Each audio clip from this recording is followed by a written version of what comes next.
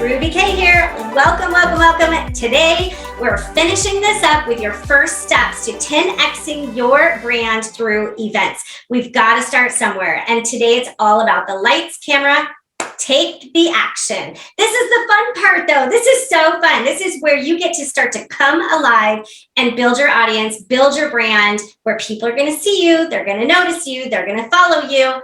Now, some might unfollow you too, but that's okay. That just means your brand is not right for them or not right for them right now, or your product or your service, whatever it might be. Hang in there, because as you continue to do event after event after event after event, you're going to build more and more of your brand every single time and gain those people who are your right people, the people who you know are supposed to be in your audience. So stay in your lane. Don't try to veer off and say, well, that person, they unfriended me or they unfollowed, they didn't want to come, they didn't show up to my event, so I must be doing everything wrong.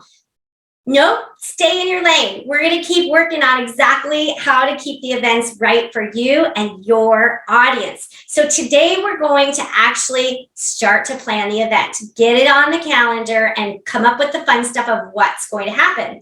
So in part 3, let's get a little bit creative. I think it's more fun to be creative. I think that the name of an event speaks volumes to who you are trying to attract to your event also. Let me give you an example. As I mentioned, I think it was in part 1 that I have a background in holistic health and in particular essential oils. And so every single October, we've done a 10-day event, online event called Octoil Fest. Octoil Fest. Sometimes people get so tongue twisted trying to say it's Octoil what?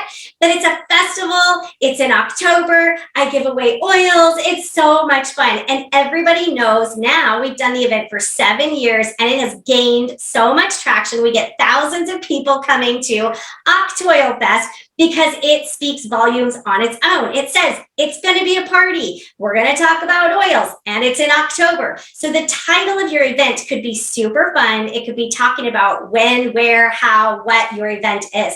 Get a little creative with it. I see these events all the time that are named like, well, I'll tell you one.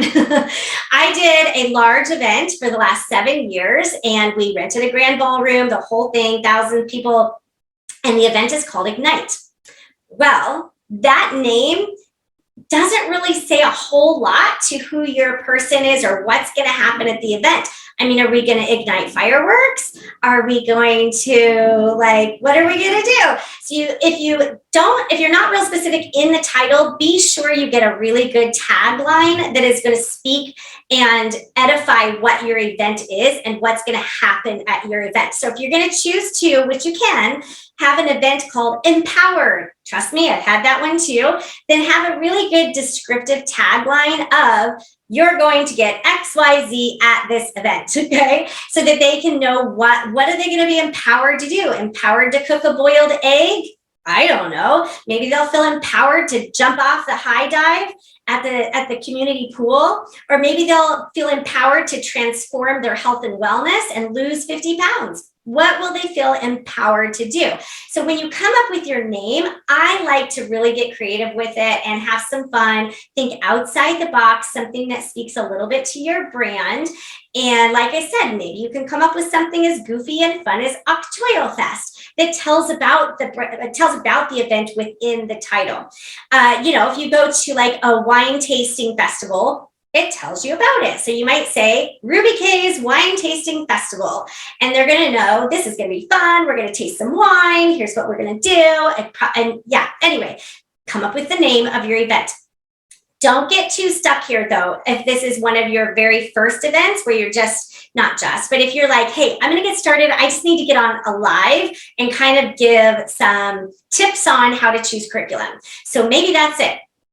your event might be called Tips on Choosing Curriculum for the Homeschool Mom. Okay, it could be very simple. Just really lay it out exactly what it is.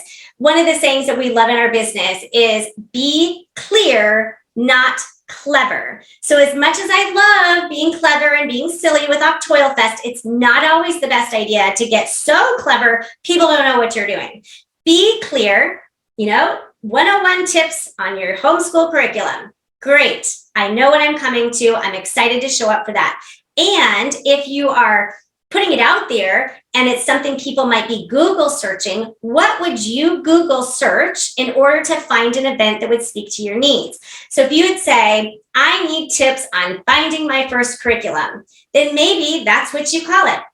Tips on finding your first curriculum. What would you Google search in order to receive the content that you're looking for? Maybe you do personality coaching.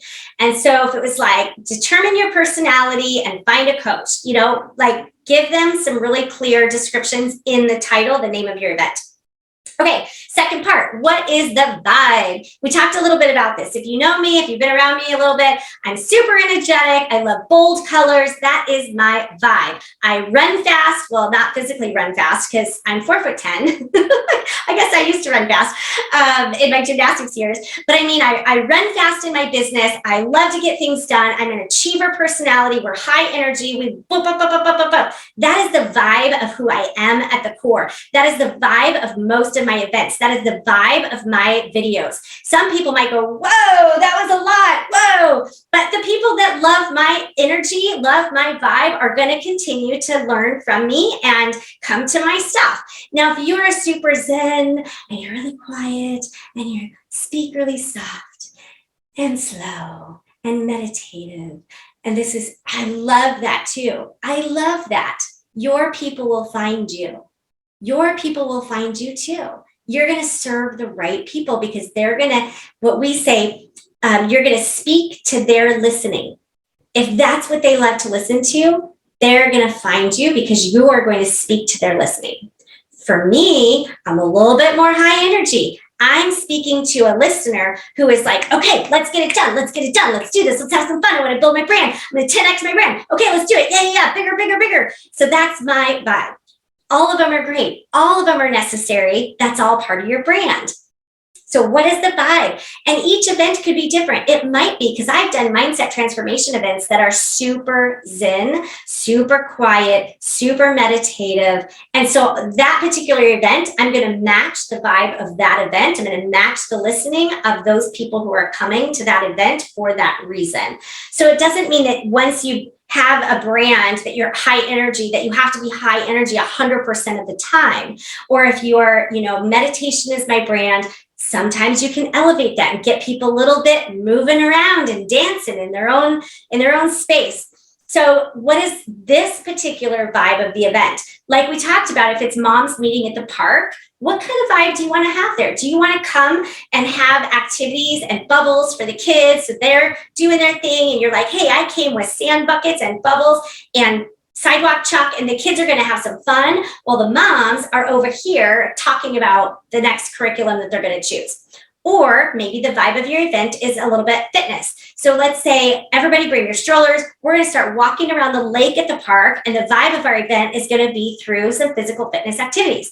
Or maybe the vibe of your event is, hey, everybody, bring your picnic blankets. We're going to have some lunch. We're going to sit with our kiddos. We're going to hang out and just talk about different curriculums and get some feedback from other moms. What do you like? What do you like? What have you tried? Or maybe it's, at the local library as a workshop saying, have your kids go off and read a book, and the moms are going to sit classroom style, and we're going to learn, and we're going to have a PowerPoint, and this is the vibe of our event. So what is the vibe? All of them are amazing. Just choose what is right for you and what's right for your people and what's right for your event.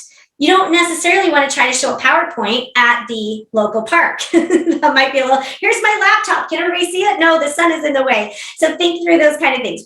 How do you want to convey your information, and through what vibe would be the best for you? All right. And then my favorite part. So Ruby K loves to offer the red carpet service. What does the red carpet service mean? That means that you go a little above and beyond every single time, or a lot above and beyond, and you give it just that extra pizzazz that they're going to say, wow, she over delivered. That was more than I expected. So if it's an online workshop and you say, okay, here's what you're going to learn, here's the content, here's my PowerPoint, we're going to go through the things, and they are then surprised with a bonus or two in the background, that's amazing. That's red carpet service. Or if before they show up, you've already gotten into a great conversation with them in the DMs, you know what they're looking for, you know what their needs are, you can address it directly in that event. That is red carpet service. What is not red carpet service is to show up full of ego and say, here I am, listen to me, see you later, here's my product, here's my service, bye-bye. That's not red carpet. The red carpet service is really getting to know and giving them a little bit of extra. Let me give you another example. We're doing a 90-day business run. We call it the Summer Sizzle. And we're doing a 90-day run to elevate your business through different activities, action steps, whatnot. And so the red carpet service is that we are surprising everyone who has signed up for this with a package in the mail that has really cute, fun things in it. Things that they're going to use during the Summer Sizzle, things they're going to use that are kind of pointless. In fact, we're putting some balloon and confetti in there because it's fun. Like, why not? You know, get them a little excited, have a little fun with it. Throw a little confetti. That's the red carpet service. Is the balloon and confetti going to have anything to do with them taking action steps for their business during the 90-day run? Not really, but it's that like icing on the cake. It's the cherry on top of the whipped cream. It's like, I didn't really need it, but thanks for doing that. Thanks for seeing me.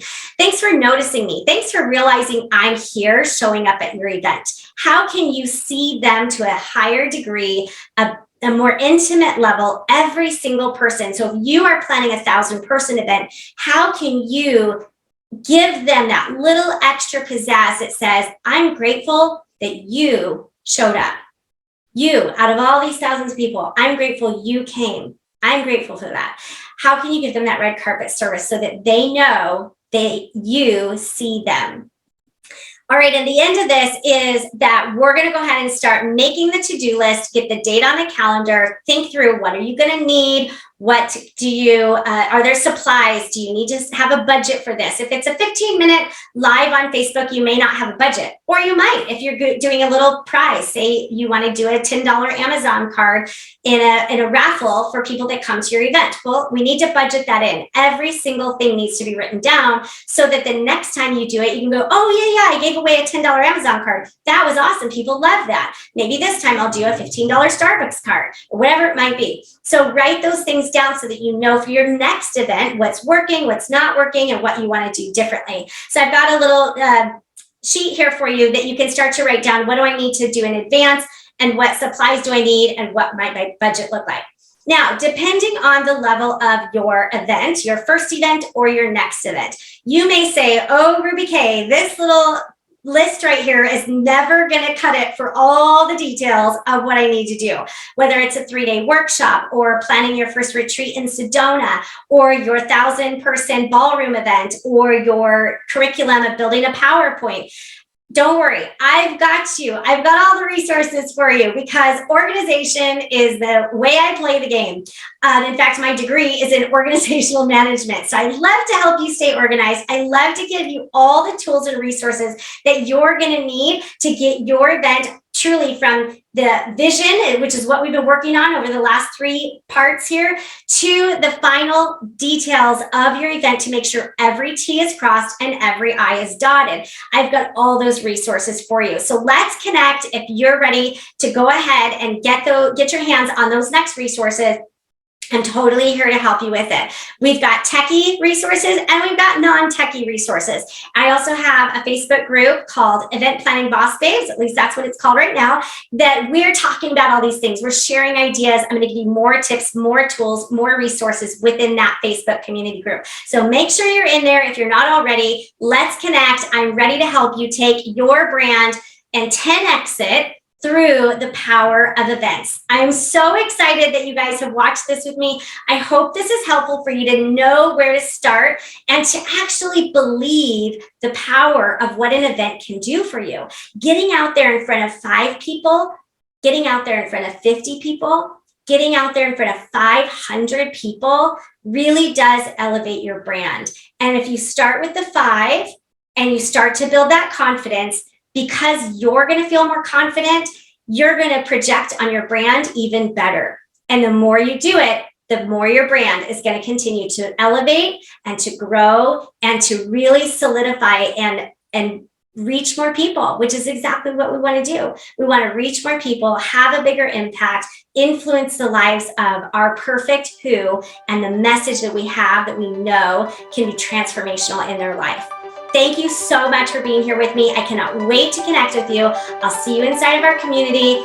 Feel free to message me, send an email, whatever works best for you, and I'll see you next time. Thanks, you guys.